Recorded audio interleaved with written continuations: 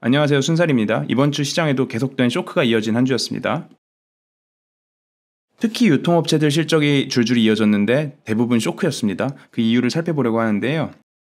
일단 큰 그림에서 놓고 보면은 증시 바닥이 어디인지 다들 궁금해하고 있죠. 그래서 7주 연속 하락 마무리를 했는데 이 나스닥 같은 경우에는 고점 대비 빠진 시가총액이 1경원 원 가까이 되는 이번 2022년 폭락장에 이 정도 수준인데 과거 닷컴 버블 때 거의 2배, 팬데믹 초입, 리만 사태 대비해서도 거의 한 3배 가까운 훨씬 큰 폭의 하락인데 어쨌든 이렇게 규모가 크다는 것도 이슈긴 한데 근데 또 살펴보면은 그만큼 돈을 엄청나게 풀어섰다는 증거가 되기도 하겠죠. 어쨌든 이렇게 엄청나게 빠졌는데도 불구하고 아직도 더 내려갈 곳이 남았다는 의견이 많죠. S&P 500 기업들 500개를 이제 살펴봤을 때 2022년 하락장에서 1년 저점을 찍은 회사가 30% 정도의 수준이에요. 30% 개수. 근데 그게 2018년 하락장에서는 50%, 그리고 2008 리만 사태 때는 82%까지 나왔었죠. 그래서 회사 하나하나로 놓고 보면은 아직까지는 저점을 찍은 회사들이 그렇게 많진 않다. 근데 또 이 말은 즉 S&P 500 지수가 엄청나게 빠지는 거를 이 빅테크 회사들, 시가총액이 큰 초대형주 위주로 주도를 했다는 거를 알 수가 있죠.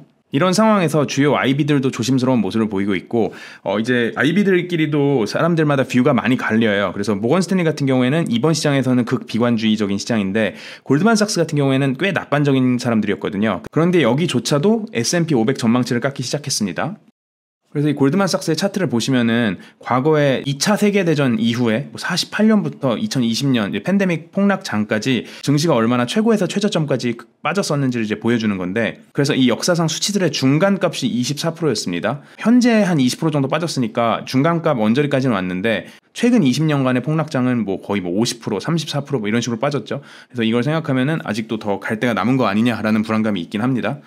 그래서 골드만삭스에 더해서 뱅크 오브 아메리카나 도이체뱅크, HSBC 같은 회사들도 다 같이 깎았고요. 아까 말씀드린 것처럼 초대형 테크주들이 이제 주도하면서 시장을 올렸다가 이번에는 그게 빠지고 있다 보니까 테슬라 같은 경우에는 주가가 빠지면서 아크 내 보유 종목 2위로 밀렸습니다. 이제 4년 넘게 아크의 주요 종목 1등이 테슬라였는데 밀렸고 그래서 1위가 뭐가 됐냐 보면 로쿠라고 OTT 관련 하드웨어와 이제 OTT 서비스 자체를 동시에 운영하고 있는 업체죠. 근데 여기도 딱히 상황이 더 나은 곳은 아닙니다. 한 주간 제일 중요한 사건 중 하나였던 이 유통업체들 실적 발표, 월마트부터 타겟 그리고 그 외 다양한 유통업체들의 실적이 이어졌는데 전반적으로 실적 쇼크였습니다. 그래서 월마트도 그렇고 타겟도 그렇고 물류, 인건비, 연료비 이 3콤보 때려 맞으면서 비용 관리가 실패를 했어요. 매출 자체는 늘었습니다. 근데 이건 그냥 인플레 때문에 매출이 는 거고 비용 관리를 실패를 하면서 마진 전망이 더 안 좋아졌습니다. 심지어 여기다가 이제 고마진 품목들이 잘 안 팔리는 모습을 보이면서 수익성은 더 다운되는 모습을 보였고요. 근데 유통업체들 입장에서는 사실 뭐가 팔릴지 모르니까 이제 재고들을 쌓아놔야 되는데 최근에 안 그래도 공급망 문제를 뚫고 이제 비싼 재고들을 쌓아놨는데 그게 안 팔리면은 수익성에 더더욱 영향을 받게 되겠죠.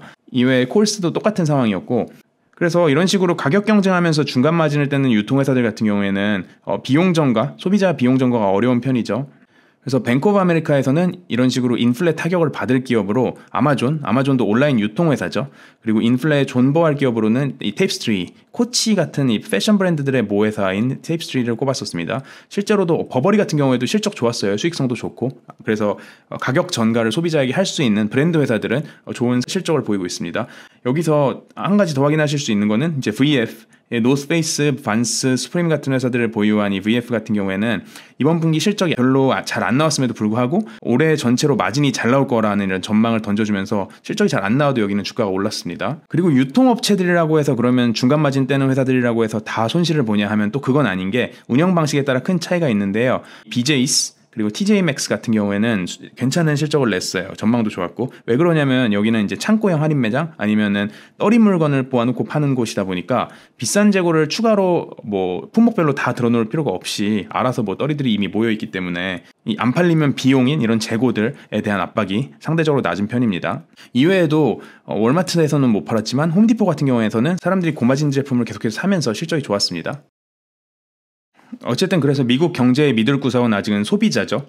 유통업체 마진 압박은 비용 인상에 대한 압박인 거고 어쨌든 인플레도 계속해서 매출 자체는 늘고 있다는 걸 확인해줬죠. 그 외에도 소비 지표가 4월에도 소비자 지갑은 계속 튼튼하다고 나왔고, 참고로 미국 같은 경우는 GDP 70%가 소비자의 이 지출에서 나옵니다. 이 나라마다 다른데 중국 같은 경우에는 수출 국가이기 때문에 생산자, 이 제조업자들의 경기가 더 중요하고, 미국 같은 경우에는 소비 국가이기 때문에 이 GDP에서 70%를 차지하는 이 소비자 지출이 중요한데, 이 부분이 아직도 미국 경제의 미들 구석이자 연준에서도 금리 인상을 하는 미들 구석이죠.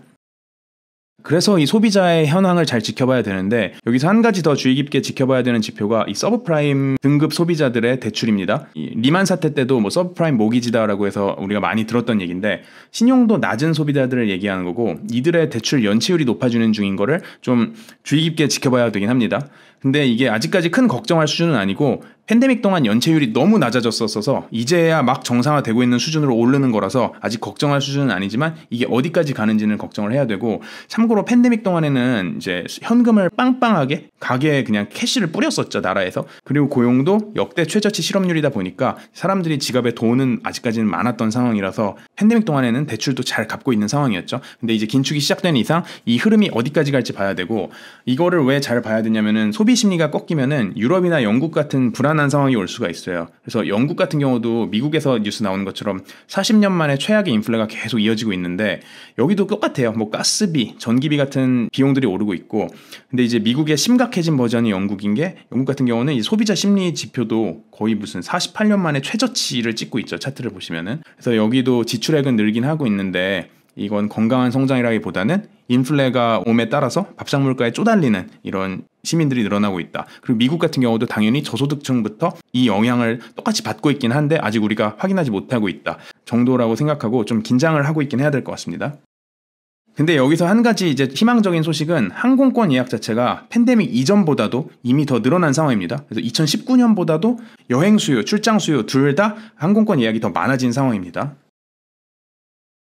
중국에서는 도시 봉쇄를 이제 서서히 풀어나갈 예정입니다. 상해에서는 단계적으로 오프라인 상점들의 업무 재개를 하고 있는 상황이고, 공장들도 이제 가동을 조금씩 시작을 하고 있는 상황인데, 뭐 이게 가동을 열어줬다고 해서 당장 100% 가동률을 보이긴 힘들겠죠. 그래서 어차피 시간이 좀 더 필요하긴 할 것 같습니다. 중국은 워낙에 지금 상황이 안 좋다 보니까 경제를 빨리 좀 부양을 해야 되는 상황이긴 했어요. 왜냐면 상해 같은 경우에는 도시 봉쇄 주요 지역 중 하나였는데 4월 한 달 동안 신차 판매가 0대였다고 합니다. 한 대도 안 팔렸다고 그러고, 작년 4월엔 2.6만 대가 팔렸었는데 정말 하나도 안 팔린, 딜러도 소비자도 개점 휴업했던 이런 상황이었고, 상장 기업들에서도 이러한 여파들을 확인할 수 있는 게, 텐센트 같은 경우는 성장 멈추고 아예 순이익이 반토막 나는 모습을 보였어요. 그래서 이 검은 선을 보시면은 이 매출 성장률인데 진짜로 거의 빵에 가깝죠.